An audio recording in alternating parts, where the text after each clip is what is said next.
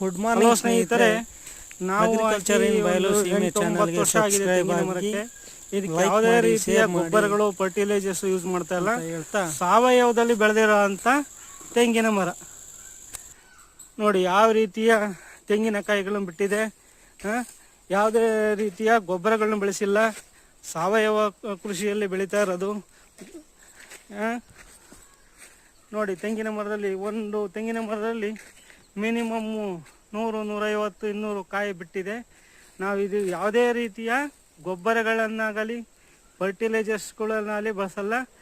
Only ದನಿನ ಸಗಣಿ ಅಥವಾ ಸಾವಯವ ಕೃಷಿಗಳು, ಸಾವಯವ ತ್ಯಾಜ್ಯಗಳು ಏನು ಬರ್ತವೆ ಆ ಥರ ನಾವು ಯೂಸ್ ಮಾಡಿ ಬೆಳೀತಾ ಇರೋಂಥ ತೆಂಗಿನ ಮರದ ತೋಟಗಳು ನೋಡಿ ಎಷ್ಟು ತುಂಬ ನೀಟಾಗಿ ಬಿಟ್ಟಿದ್ದಾವೆ. ಕಾಯಿಗಳನ್ನ ಬಿದ್ದು ಹೋಗ್ತಾ ಇದ್ದಾವೆ, ಗೊನೆ ಎಲ್ಲ ಮುರಿದು ಹೋಗ್ತಾ ಇದ್ದಾವೆ.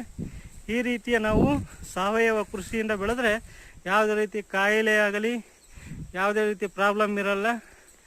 ಈ ರೀತಿಯ ಬೆಳೆ ತಾವು ಬೆಳೆದು ಉತ್ತಮ ಮಟ್ಟದಲ್ಲಿ ಇಳುವರಿಯನ್ನು ಪಡೆಯಬೇಕು ಅಂತ ನಾವು ಬಯಸುತ್ತೇವೆ.